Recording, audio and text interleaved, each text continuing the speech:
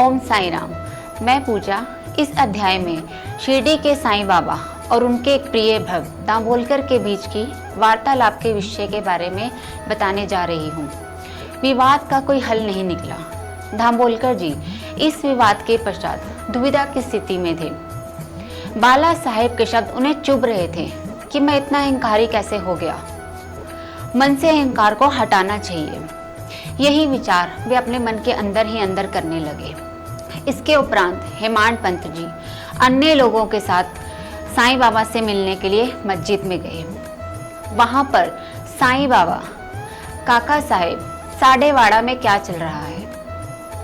काका साहेब, कुछ नहीं साईं बाबा, बस कुछ विवाद है। साईं बाबा, कैसा विवाद काका साहेब?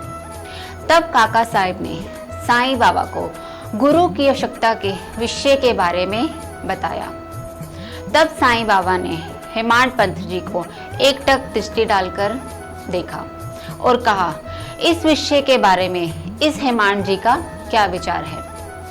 दाभोलकर जी चकित रह गए कि भला साडेवाड़ा की बात काका साहिब से साईं बाबा तक कैसे पहुंची, क्योंकि साडेवाड़ा और मस्जिद में बहुत अंतर था। फिर साईं बाबा जी की ओर दृष्टि डालते हुए दाभोलकर जी ने यह ज्ञात किया कि साईं बाबा तो अंतर्यामी हैं, उन्हें इस विवाद के बारे में पहले से ही पता था। इसका उत्तर क्या रहा होगा और हेमाड जी ने क्या प्रश्न किया होगा, ये भी साईं बाबा का मौसिक तौर बता रहा था।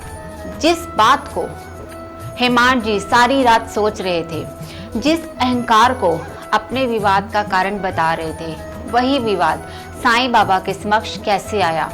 तब उनकी आंखों और कानों पे विश्वास नहीं हुआ। हेमाड पंत जी कभी कभी सोचते कि साईं बाबा उन्हें हेमाड पंत के नाम से संबोधित क्यों करते हैं, क्योंकि हेमाड जी को हेमाड पंत का नाम भी साईं बाबा के द्वारा ही प्राप्त हुआ। यह तो हेमादी प्रत का अपभ्रंश है। हेमाड पंत देवगिरी के राजा, राजवंशी, महाराजा महादेव और रामदेव के मुख्यमंत्री थे। उच्च कोटि के विद्वान थे। भला साईं बाबा उन्हें इस नाम से संबोधित क्यों करते हैं? दाभोलकर जी सोच रहे थे, कहाँ वो इतने ज्ञानी और कहाँ मैं मूर्ख। भला हम दोनों में तालमेल कैसा? फिर साईं बाबा मुझे इस नाम से संबोधित क्यों करते हैं? किंतु दाभोलकर जी को इस बात का ज्ञात जल्दी ही हुआ कि साईं बाबा ने उनके अहंकार, उनके अभिमान को नष्ट करने के लिए इस नाम से संबोधित किया है। दाभोलकर जी को साईं बाबा की जब इस कृपा का एहसास हुआ तो उन्हें साईं बाबा की एक और कृपा का अनुभव हुआ। ओम श्री अनंत कोटि ब्राह्मण नायक राजाधिराज योगी राज परब्रह्मा श्री सच्चिदानंद सद्गुरु साईनाथ महाराज की जय।